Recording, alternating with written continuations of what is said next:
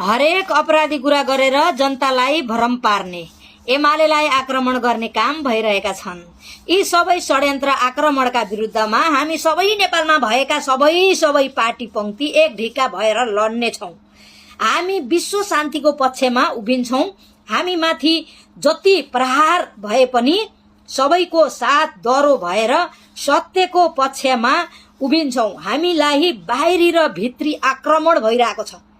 किट्नी पनि फेरि कुन लागेछ क्या हो यार, भित्री आक्रमण भन्नाले के हो बुझिन म। हामी डटेर अगाडि लड्ने छौं। बाहिरी शक्ति भनेको के होला, भित्री शक्ति भनेको के हो? किट्नीमा फेरि आक्रमण गरौ क्या हो किटाडोले यार। अरे बाबा, यिनी कुरा साथीहरु खड्कप्रसाद ओलीले भन्नुभएको रे। ल साथीहरु, अब तपाईहरुले भन्नुस्, म जन्मेर यत्रो भएँ, म 40 प्लस हो, 40 प्लस। अनि म जन्मेर यत्रो भएँ, आजसम्म मेरो घरको बुवा आमाले, मेरो मामा घरको, मेरो अनि बुढा मामा घरको सबै एमाले पार्टीमा सूर्य चिन्हमा भोट भरर भन्दै गीत गाउने पनि मेरो मामा हो। ल भन्नु साथीहरु, यत्रो वर्ष एमाले पुज्दै आएको, आज देशलाई खाल्टामा हालेर हामी जनतालाई बेकुफ बनाएर यो भनेको के भनेको? हामीले आफै जान्दैनौं कि हाम्रो देश कहाँ पुग्यो। हामीले 40 वर्षसम्म 45 वर्षसम्म हामीले पुज्दै आएको पार्टी, यो पार्टीले चाहिँ नि के गर्यो आजसम्म भन्दा त्यो भोट हालेको जनताले चाहिँ नि रिजल्ट माग्दैन, रिजल्ट हेर्दैन।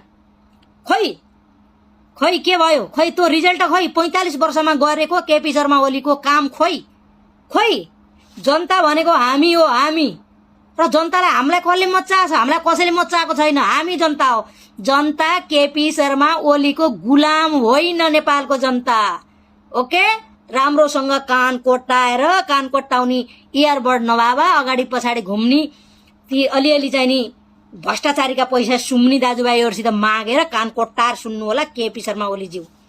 आजसम्म म जन्मेर यत्रो भएँ, 40 वर्षसम्म एमाले भने भोट हालेको मेरो बा आमाको भोटको चाहिँ नि हिसाब किताब चाहियो हामीलाई। कसले मचाउन आउने? 40 वर्षको हुँदा 20 वर्ष, म 20 वर्षको हुँदा राजा मरेका छ, राजा मारेका छौ तिमीहरूले। राजाको पालामा के थियो? राजालाई तिमीहरूले कतिजना आक्रमण गर्यौ तिमीहरू? एमालेले आक्रमण गर्यो, कांग्रेसले आक्रमण गर्यो, माओवादी जानी जंगल छिरेर आक्रमण गर्यो, सबै मिलेर भारतको शक्ति तिमीहरूले पनि गरेका हो नि। भारतको शक्ति लिएर राजा मारे मारेनौ? बात गर्थे हो। अझै भएन अन्तर्राष्ट्रिय र इन्टर बाहिर र भित्री शक्ति चाहिँ नि भनेपछि यो भनेको के भनेको? यो हामी लाटा छौं। तिमीले 8 पढेको, हामीले 10 पढेको, हामी बाठा छौं बा। अनि त्यहाँबाट फेरि सबै पार्टी मिल्ने अरे, सबै पार्टी मिल्ने र आजसम्म 35 वर्ष देशको लागि मरिमेटे काम गरे। कहाँ पुग्थ्यो हाम्रो देश?